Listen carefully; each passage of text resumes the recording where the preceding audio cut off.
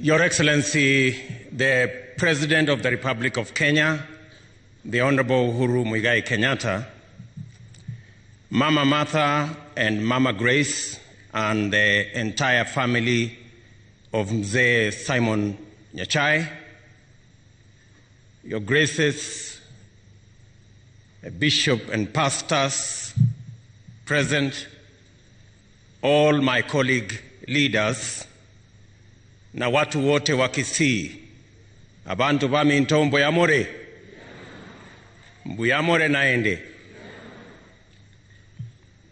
Mheshimiwa Rais, mimi nitakuwa mfupi. Kwanza, naleta rambirambi za familia yangu na watoto kwa familia ya mzee baba wetu Simeo Nyachae. And as we mourn the departure of Mzee Nyachae, we equally celebrate a great patriotic Kenyan, a consummate administrator and public servant, an astute businessman, a brave and courageous politician, and a loving, strict, but also forgiving father and father figure.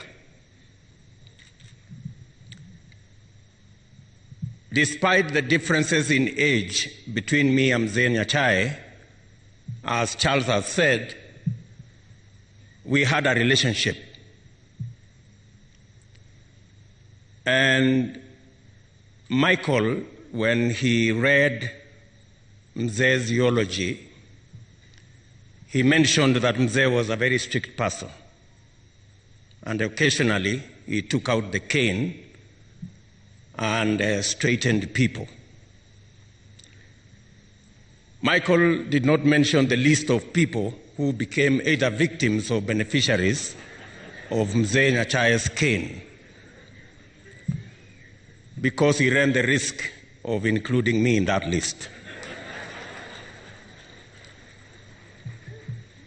And I think it's an appropriate moment for a confession that apart from the blows and the other measures that were meted on his immediate family, those of us he found in politics, he also did not spare us. He made sure that we walked the straight and the narrow. I remember very well in Nyamarambe, Omingo Magara and myself misbehaved. And Michael did not say, because he is actually the person Mzee Nyachae sent to go and collect the cane. Na hapo tulipata kuadhibiwa. But I also say Mzee Nyachae was loving and forgiving. I remember subsequently, we looked for him, Omingo and myself, and he was very gracious. He did not tell us to go to the office. He asked us to go home. And Mama Grace here is a witness. And we went and asked for forgiveness from Mzee, and he was a gracious mentor and father.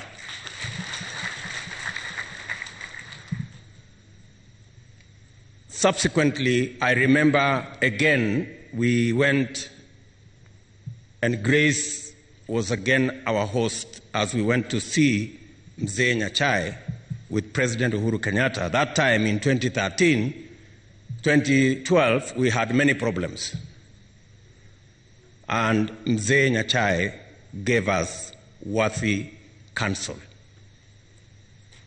And he encouraged us. as a father figure. That is despite the fact that we hadn't supported him when he ran for president, but when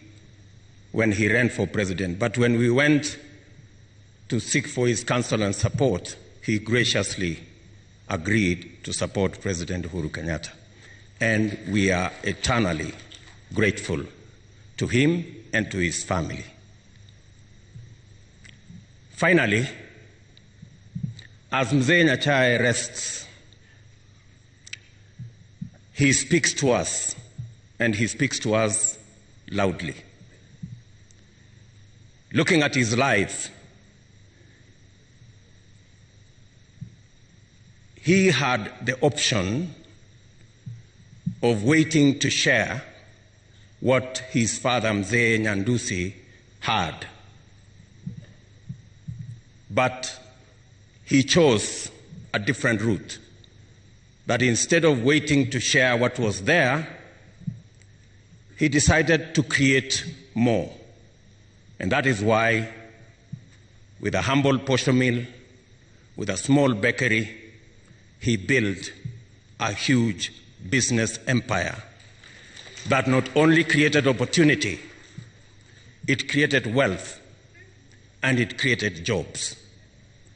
And that is the lesson that Mzee Nyachae in this casket is giving to us as the people of Kenya, that yes, we can wait to share, but it's much more important if we roll up our sleeves, tighten up our belts, pull up our socks, and create. Without further ado, it's now my very humble duty to request His Excellency, the President of the Republic of Kenya, to come and make his remarks. Your Excellency, sir.